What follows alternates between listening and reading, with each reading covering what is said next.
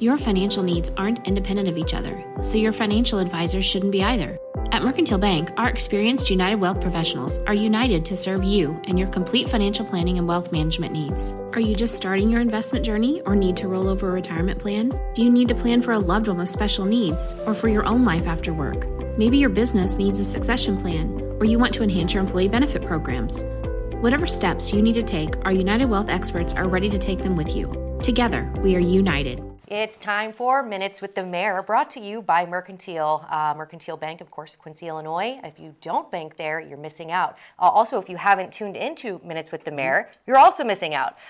Welcome, Mayor Linda Moore. Thank you. It's great to be here again. It's always great to have you.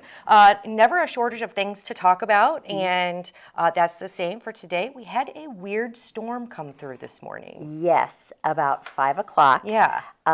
One of our local meteorologists said that it was remnants of a derecho. Okay. And it passed rather quickly. I was awake. I was up, and I thought my front porch furniture was going to come through my window. Yeah. But it was quick. We only got about a half an inch of rain, but the winds were up to 50 miles an hour, and sometimes even gusts were higher. Yeah. So there is damage all over town. I did get a report from Ameren that they were aware that power was out. It should be restored shortly. Okay. They were addressing it, but they had a number of limbs and a couple of poles down. We had a report of one car actually ran into a pole. Oh, no. And knocked some power down. We had tree limbs down all over the city, but our crews have been out. We actually called them in early this morning, about 5:30. So they got to work right away. Yeah.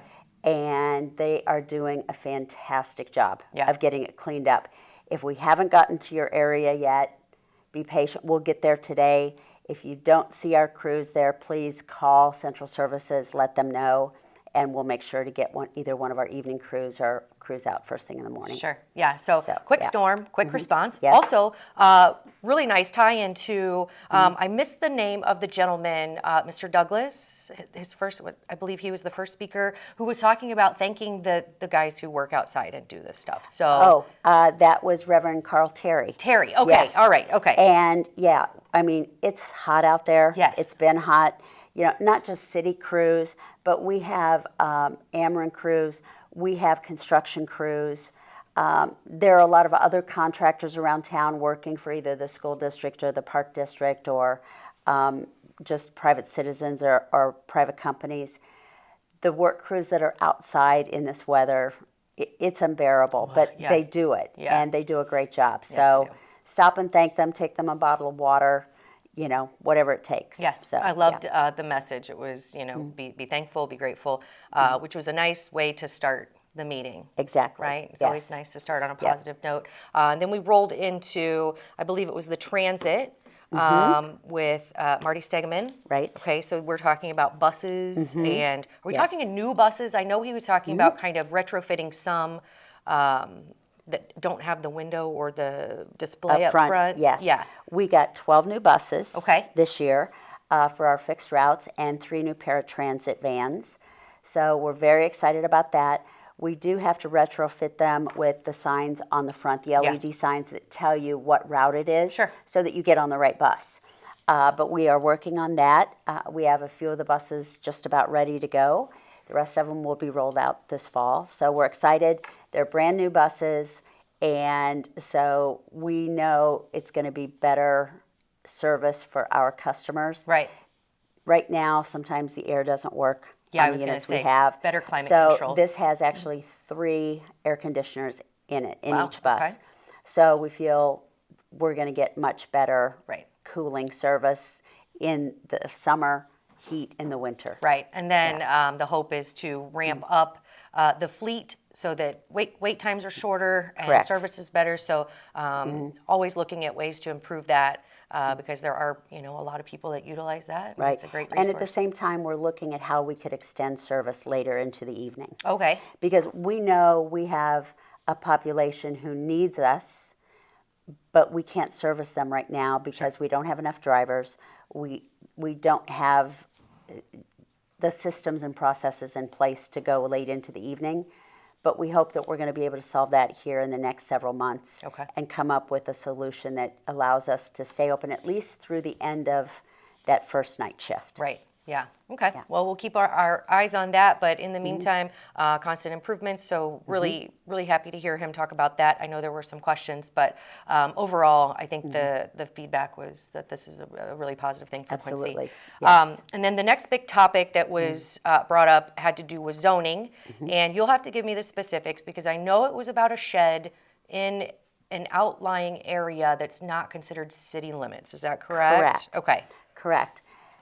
We have the city limits, and then about 1.5 miles out from there, that area is subject to our zoning rules, Okay. but they don't get to vote, so they don't get to select their alderman or their mayor or their city clerk or their treasurer, and they usually, for the most part, don't get a say, Right. but yet they're subject to what we do. And so the debate becomes, well, should those areas be annexed? And in And when some you're saying cases, annexed, you mean being brought into the city. the territory of city limits. Correct. Okay. You know, for the city, there are advantages if we could get to 50,000 population, which would make us a metropolitan statistical area. Okay. There is a lot of funding and grants that automatically are paid to cities of Oh. that size. Okay. Where now we have to apply for them. It's competitive. Sure. Sometimes we get one, sometimes we don't. So there are some advantages if we could hit that 50,000 mark For the city. for the city. The school district is at, I think, 53,000. Okay. So if you lay the school district over the city map, you can see where there are pockets that we should look at. My feeling is there are a lot of people that live in the county for a reason. Yeah. They don't want to be subject to Yes, city sure. rules. Yeah. So I think we need to be very much aware of the residents' needs as well as the city's needs. So if we identify a neighborhood that might make sense for us to annex, then let's look at it from a more strategic standpoint. For the residents in that neighborhood, what would it mean to them? Sure. It would mean they'd get a vote. It would mean their water rate would go down because they would pay the regular rate instead of double the rate. Okay. It means their property taxes would go up, but the city's property taxes are a very small portion. So in many cases, the decrease in water rates Would make up would for, make up for an increase in property tax. That may not be enough to convince some people that they should Right. be part of the city. So we really need to look at the overall reason. You know, what about fire and police protection? You know, who's protecting them now? What kind of service are they getting? Would service improve if they were part of the city? Maybe, maybe not. We need to look at that. What about the condition of their streets and roads? Are they in good condition? Are they considered an urban street? Or would we have to make improvements? Would we have to expend a great deal of money to make them city worthy, Sure. I guess you could say. So there's a lot of factors that go into annexation. In general, if a city can make its investment back in 5 to 7 years, then it's worth it. probably a good investment for Right. the city.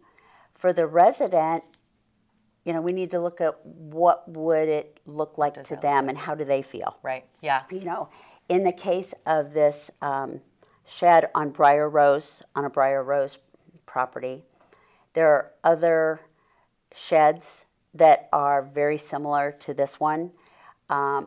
The placement for this one couldn't move because of lateral water lines Sure. Yeah. and a slope in their yard. So there was really only one location, but that meant they didn't meet the easement.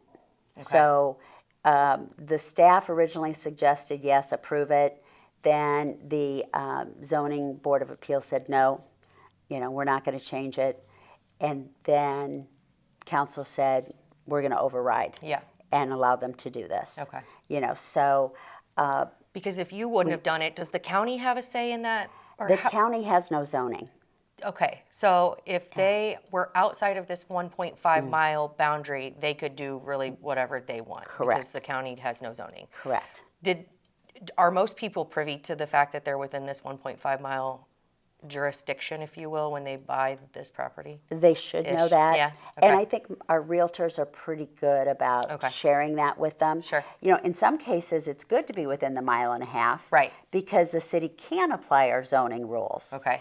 The question is, should we be more deliberate in that we either always apply them or we never apply them? And every circumstance is different. You know, we rejected a solar farm not Right. too long ago. Yeah. And yet we said, this one's okay. So when is it okay? When is it not okay? Right. We need to be more consistent in how we treat these. And I think the big thing we listen to is the neighborhood. Right. If the majority of a neighborhood is behind a project, we're probably going to be behind a project. Sure. If the majority of the neighborhood says no, then we're going to back the neighbors. Right. And I think there are always going to be extenuating circumstances. I mean, a solar farm is a pretty big commitment, a pretty big project that's going to affect more than just the neighbors, right? Whether it's positive or Sure. negative. A shed is kind of a, is it really that big of a drop in the bucket? You know, it just Right. seems like it's Yeah. a little more It minuscule than doesn't that. block corner views Right. or anything like that. Yeah. So it's yeah. mostly just a couple people who didn't want the shed, which not saying they're wrong or right, but Yeah. interesting that the city, because these are things that I never knew, that the city does have some kind of say in the zoning within that 1.5. And if you expand it, if you annex that area in that's 1.5 miles around the city limits, then that area of, I'm just going to keep calling it jurisdiction because I don't know what else to call sure. it, but would move out another 1.5 miles, right? It So it kind of could. creeps out if we yes. keep annexing in. Okay. It could. It doesn't have to. And for instance, we set that 1.5 miles many years ago. Okay. And as we've annexed places, we haven't extended the 1.5 miles. Gotcha. So in some cases, that 1.5 mile zone is really only maybe a 1/2 mile or Okay. a 1/4 mile. Sure. You know, it varies. So again, we should be consistent. But who wants a hog confinement farm Right. within the city limits? I think there are You bigger, know, so bigger things than. Yeah. It depends on there's always a case by case, I think, which isn't the best way to operate. So consistency is king, but I understand the reason for the vote and the changes. I did have a couple of questions. I don't know if you can answer this or not, but people that are in that 1.5 that aren't technically within the city and they're not paid, but they still send their kids to Quincy schools? correct. Okay. So there are implications there that they maybe should be paying more or not.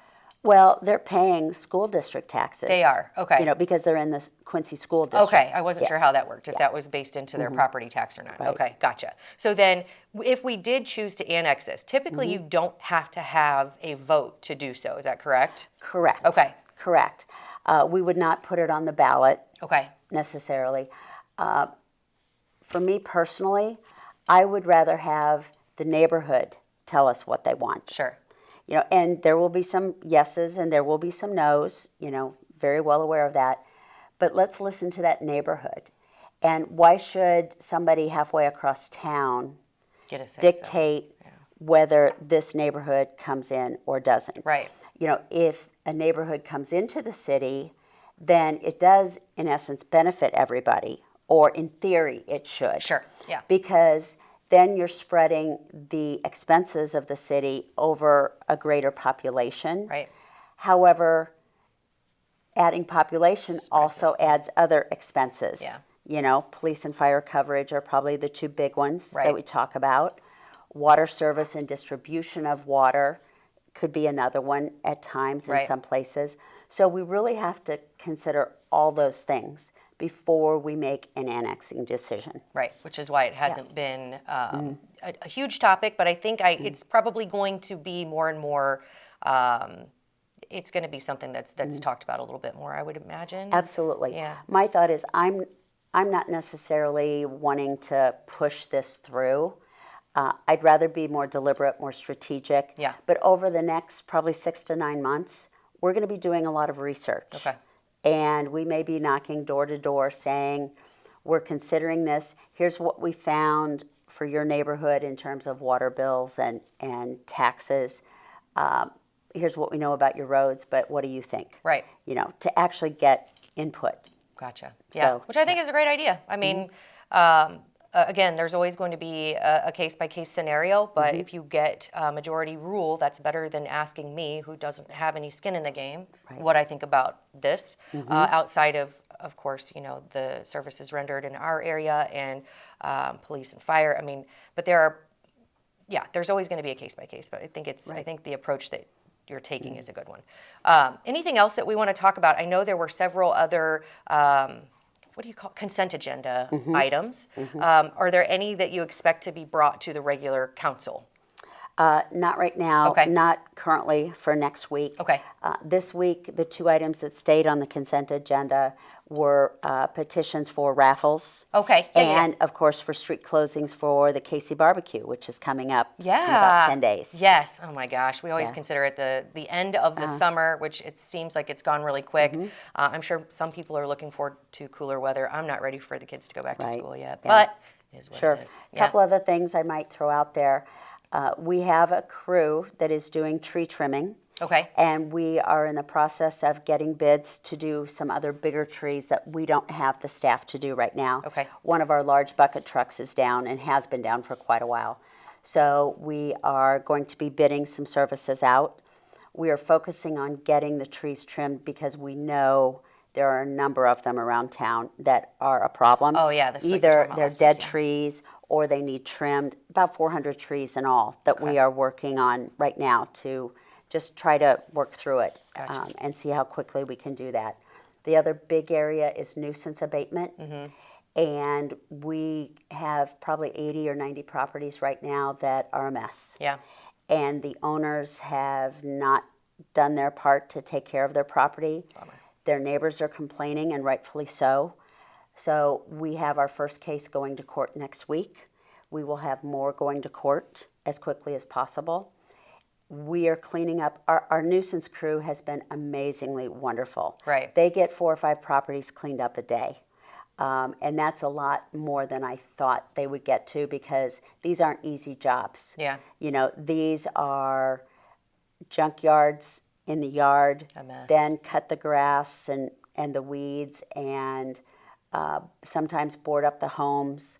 There's a lot of work to do to a lot of these properties. But our crew chief there is doing a wonderful job, and his crews are just really attacking the problem and trying to do as much as they can, as quickly as they can, safely, and in the right way. Excellent. So I'm really proud of them. Yeah, well, kudos to them. Kudos to, of course, the cleanup crew that's in charge of cleaning up the storm damage, and to everyone who's played a part in, coming up with solutions that may not have an easy answer. I know the City Council and you, Mayor Linda Moore, are working very hard. I feel like every week I get up here and kind of like schmooze ya, but I really am proud of the stuff that you're doing and the transparency and the communication. I know it's not an easy job, but thank you for doing it. You're welcome. Thank you. We yeah. have good people, and if you keep good people doing what they're doing, everything works. Excellent. I love it. Well, until next week, this has been Minutes with the Mayor, brought to you by Mercantile Bank. Thank you so much, Madam Linda Moore, right? Appreciate you coming on. Thank you. And we will chat next week. Excellent. All right. Thanks See so you much. then. Thank you.